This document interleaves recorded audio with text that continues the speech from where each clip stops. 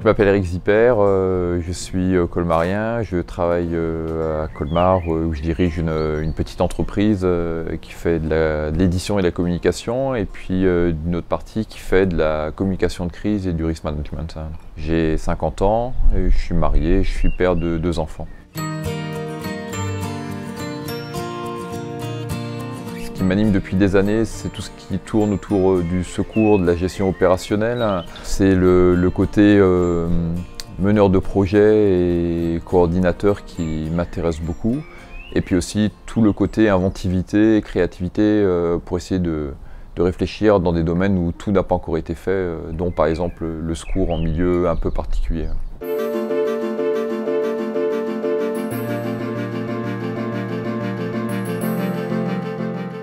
Je dirige bénévolement une ONG qui s'appelle le Corps mondial de secours. Donc, je suis président depuis 4 ans et à laquelle j'appartiens depuis 12 ans. Et avec laquelle je suis parti de très nombreuses fois à l'étranger sur des missions de secours de catastrophe. J'ai commencé, comme tout le monde commence, par ce qui s'appelait à l'époque le BNS, c'était le brevet national de secourisme, c'était le premier échelon. Parallèlement, je faisais de l'ASPELO. L'ASPELO, c'est la seule association qui a ses propres secours. Quand vous faites de l'ASPELO, très vite on vous demande aussi, pour peu que vous ne soyez pas trop mauvais en spélo, de rentrer dans les équipes de secours. Et puis voilà, quand vous êtes dans les équipes, vous avez forcément un truc qui vous intéresse, donc vous formez, et puis une fois que vous êtes un peu formé, on vous demande de prendre responsabilité, puis voilà, vous avez mis le pied dans l'engrenage, et puis moi c'est quelque chose qui m'a passionné dès le début.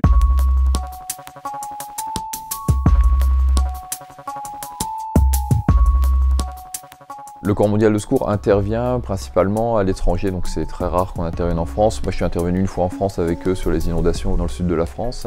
Et ensuite on intervient que sur des catastrophes où l'aide internationale est demandée et où elle est réellement utile en arrivant là-bas. Donc en fait moi je suis parti 4 fois, une fois en Thaïlande après le tsunami, une fois à Haïti après le tremblement de terre, aux Philippines après le typhon Haiyan, et puis au Népal après le séisme d'il y a 1 mois. C'était une mission post-séisme traditionnelle, c'est-à-dire où il faut s'engager dans les bâtiments qui ne tiennent plus, où on prend toutes les mesures de sécurité, mais enfin on espère quand même juste qu'il n'y aura pas une réplique au moment où on est dedans. On a aussi recueilli beaucoup de matériel et de denrées qu'ils avaient. Ils stockent beaucoup de riz dans les maisons. Donc à 3 semaines de la mousson, c'est pareil, c'était vital aussi de leur ressortir tout ce qu'on pouvait. Et puis on a fait beaucoup d'expertises de bâtiments. On était régulièrement questionnés, est-ce qu'on peut rentrer dans notre maison, est-ce qu'on peut la reconstruire, est-ce qu'on peut juste la réparer, est-ce qu'il faut la battre. Donc ça a été sur des petites maisons, mais ça a aussi été sur des orphelinats et puis un gros temple bouddhiste.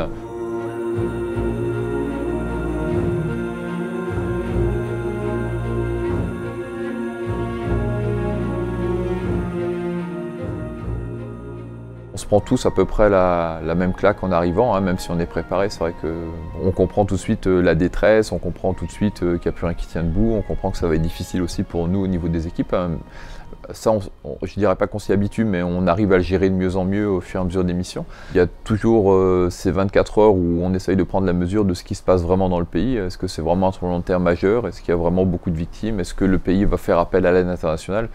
Donc nous, dès le début, on a une cellule opérationnelle qui nous inscrit auprès de l'INSARAG, donc auprès de l'ONU, qui centralise les aides, et on attend la demande d'aide du pays, mais pendant ce temps, on ne reste pas sans rien faire non plus, on commence à regarder à peu près qui est disponible. Donc c'est des gens aussi qui sont prêts à partir, c'est-à-dire qu'ils ont déjà parlé de ça à leur employeur, ils ont leurs vaccins qui sont à jour, leurs passeports qui sont prêts, leurs affaires qui sont quasiment prêtes aussi. Il faut laisser tomber ses rendez-vous, il faut laisser tomber tout ça, mais il faut aussi du coup préparer la mission pour partir, et donc on n'a pas encore le temps d'aller chercher je sais pas, son savon de Marseille, sa crème solaire, c'est son produit anti-moustique. Donc c'est vrai que moi j'ai une caisse qui est prête où dedans je sais qu'en gros je vide ma caisse dans mon sac, plus quelques petites choses qu'il faut rajouter à chaque fois. Mais en gros, ouais, c'est toujours prêt pour que en fait la décision ce soit juste de dire ok, je peux partir pendant 10 jours de telle date à telle date et que le reste soit validé avant.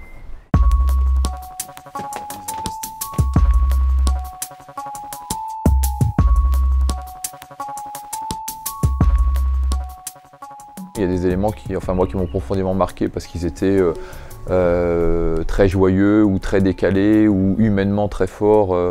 Je me souviens aussi à Haïti avoir eu un moment très triste où on avait sorti le corps d'un bébé de sous une maison. On attendait que la police de Jacmel vienne récupérer le corps. Et puis là, on a plein de petits gamins qui sont arrivés, qui avaient entre 8 et 10 ans, et qui sont venus parce qu'ils savaient qu'on était français et qui voulaient nous chanter Frère Jacques en français. Donc en fait, on a eu un moment où on a eu cette vingtaine de gamins qui ont chanté Frère Jacques en français au milieu des ruines.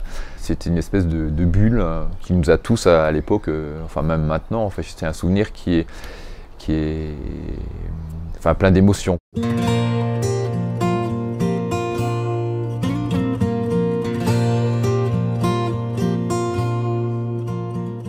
Il y a des gens qui s'engageront jamais dans ce genre de choses, alors c'est pas un jugement de valeur, hein, mais je pense qu'il faut déjà au début avoir un petit peu d'empathie quand même pour ce qui se passe, puis se dire que sur la planète on est quand même un peu tous sur le même bateau, et puis qu'il faut, il faut forcément aussi aller aider les gens qui n'y arrivent pas tout seuls au moment où ça va mal pour eux. L'immense différence entre la vie de tous les jours et la vie post-catastrophe, c'est qu'on n'a pas le temps de s'embarrasser de tas de choses que nous on a dans notre vie. On va au plus direct, c'est-à-dire là on joue des histoires de vie, de mort. Est-ce qu'on va aller au bon endroit au bon moment? Est-ce qu'on va s'engager aux endroits quand il le faut vraiment? Est-ce qu'on a pris les bonnes mesures de sécurité? On doit prendre des décisions très rapidement. Donc forcément tout ça, ça vous fait changer votre manière de voir les choses. Pas de changer l'échelle des valeurs qu'on a, parce que l'échelle des valeurs, on est forcé de partager celle qui est commune à notre société, sinon on serait juste invivable. C'est-à-dire plus rien n'aurait d'importance pour nous, sauf des choses capitales. Mais malgré tout, je pense que voilà, il y a une rapidité à prendre des décisions. Et puis il y a quand même au fond de soi-même ces expériences, on les garde et forcément ça nous a enrichi. Enfin, moi je le vois vraiment comme ça.